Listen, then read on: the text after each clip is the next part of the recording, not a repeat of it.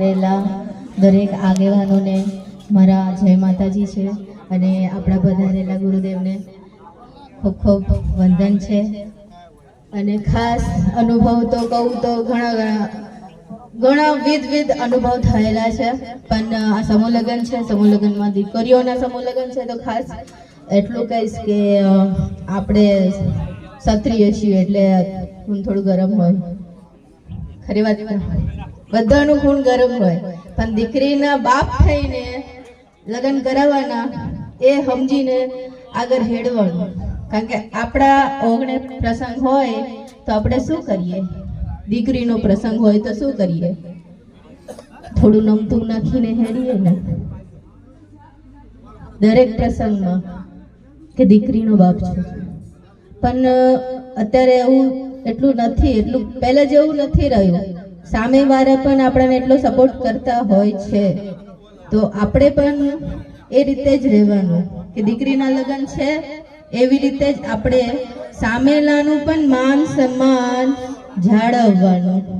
અને બે શબ્દ કડવા તો આવશે જ, ઘણા આવશે, એવા કડવા આવશે ને કે એમ થશે કે બેસી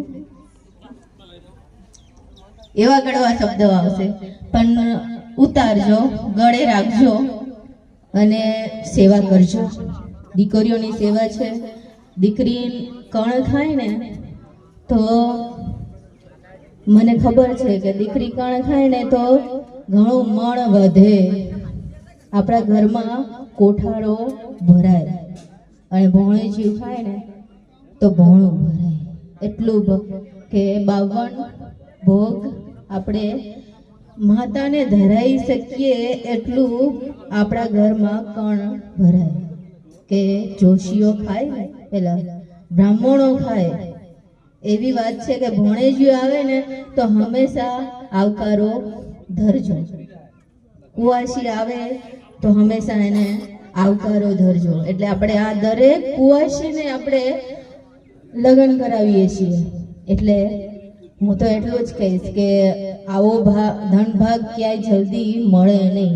અહોભાગ કહેવાય કે મને આ કદમ સેવા સમિતિમાં બોલાવી અને મીટિંગનો ભાગ બનાવી તે બદલ મેલાજી ઠાકોરનો ખૂબ ખૂબ આભાર. અને ખાસ જે આપણા મુખ્ય આયોજક છે કનુભા જાદવ રાનેરના, તેમનો ખૂબ ખૂબ આભાર કે આયોજન તમે કરી રહ્યા છો અને ખૂબ ખૂબ આગળ વધો એવી ખૂબ ખૂબ શુભેચ્છાઓ છે. અને ખાસ હું પણ એક સેવાકીય પ્રવૃત્તિ કરું છું. શ્રી ખોડિયાર વિકાસ ટ્રસ્ટ અંતર્ગત આપણું મિશન મધ્યમ વર્ગ ચાલી રહ્યું છે ઓલ ગુજરાતની અંદર. અને બને ત્યાં સુધી હું બંધ મુઠ્ઠીએ ચલાવું છું. રાશન કીટ આપીએ છીએ આપણે અને શિક્ષણ કીટ આપીએ છીએ. તે તથા ખેડૂતોને આપણે સહકાર આપીએ છીએ.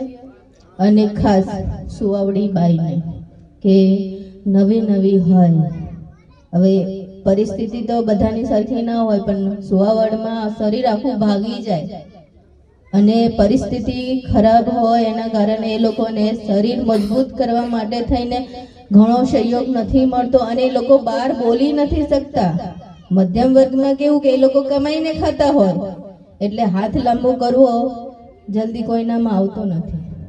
અને ખાસ કરીને રાજકીય લેવલે કહું ને તો મધ્યમ વર્ગનો સૌથી વધારે મત હોય એ જ સમજે કે મત આપવો જોઈએ સરકારને. એટલે ખાસ મિશનમાં બધા સહભાગી થજો, મદદ કરજો, સહકાર આપજો અને સહકાર આપીને જ આગળ નીકળાય. હું સરકાર આ સમૂહ લગ્નમાં ખાસ આપીશ, ખાસ હાજરી આપીશ. અને મેલાજી તમને પણ કહું છું કે જ્યારે જરૂર પડે ત્યારે બે ઝીઝક મને યાદ કરી લેજો, હું હાજર રહીશ. આ સાથે જય માતાજી બધાને. જય હિન્દ, જય ભારત, જય જય ભારત.